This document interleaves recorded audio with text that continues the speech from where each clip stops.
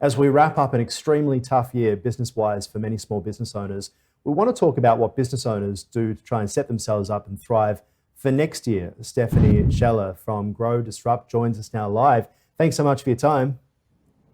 Hey, thanks for having me. I'm excited. Yeah, we are too. Now, 2021, of course, we are hoping that it will be the bounce back year, the recovery year, the boom year for so many small business owners as well, right?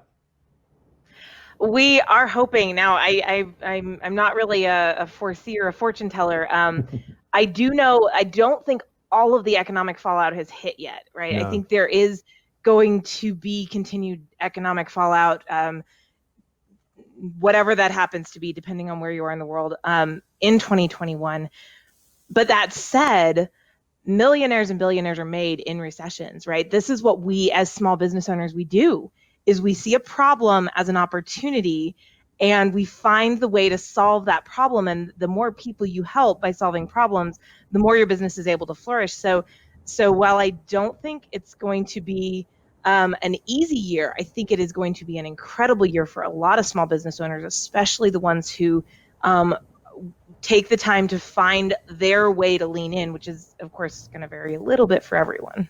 And it's interesting because you have a look at the GFC, the global financial crisis back in 2008 and 2009. And out of that, we found Uber and we found Airbnb, where people, of course, didn't need their car all the time, wanted a bit of extra cash, didn't need all the rooms in their house all the time, needed a bit of extra cash. This time around, it's been a little bit harder, though, because it's been a health crisis. So instead of bringing us all together, things like Airbnb or Uber, it's almost the opposite. So there's this added level of complexity to that, trying to find the thing that can become your next Uber or Airbnb. I fully agree, and I think part of what we do get paid for, right, as business owners, is figuring out, okay, so this is different, right? Because if it were the same problem we faced before, like there would be some money to make in it, but the people who are going to make real money are going to be the people who say, okay, what is the problem? Okay, how do I fix it? Okay, we've been pulled apart. I've really loved, it's been really interesting. So we put on events, we put on training events to educate and support small business owners. And what's been really cool is the amount of software that has hit the market, that has been refined to help make virtual events still create that connection that I think a lot of us are craving.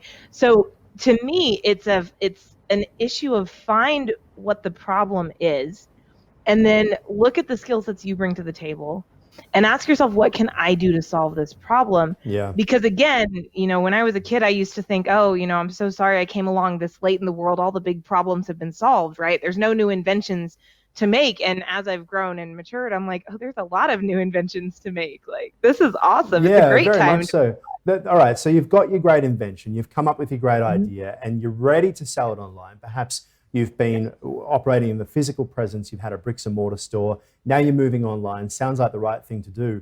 But not just figuring out how to sell online, but also how to tell the world you're online is the biggest issue too. With so many small shops now heading online, etc., I always wondered to myself, how do you find them? So that is a really good question, because I think everyone thinks of it's, I jokingly say the days of build it and they will come have passed. Like, just because you have a website and you have a shopping cart, it's just not going to happen. So there's a lot. So here's what I've seen marketing wise, especially for small business owners, but really as a dynamic across business, is that marketing is really shifting towards bringing communities together. So you've created your website, you've got your product for sale online or your service or whatever. And I don't care if you're product based or service based, people should be able to buy from you or book appointments or whatever online at this point, because it's just, that's where we are at. And now the goal is to figure out who is your community and how are you going to actively bring them together. Word of mouth, passive word of mouth, is the worst advertising idea. Active word of mouth, where you are deciding, what do my people need to be inspired to talk amongst themselves, to their friends? How can I convince them? How can I give them content that convinces them to go out there and be my emissaries, right? Because it's so much easier. You can't compete against the Amazons and the major players marketing budget wise. You just can't. What you can compete against them wise is community. You can create that community, and that is I mean, you need to have a good website, right? Have your analytics set up, understand behavior flow, make sure the website's easy to use. All of that stuff is a given. But if you can do that, and there's some really great template sites that you can build really great websites pretty easily at this point. It's gotten much easier, hasn't it? The trouble is everyone's doing it at the same time. Stephanie, we got to leave it for now. Grow, disrupt. Really appreciate your time. Thank you. Thanks so much, Aaron.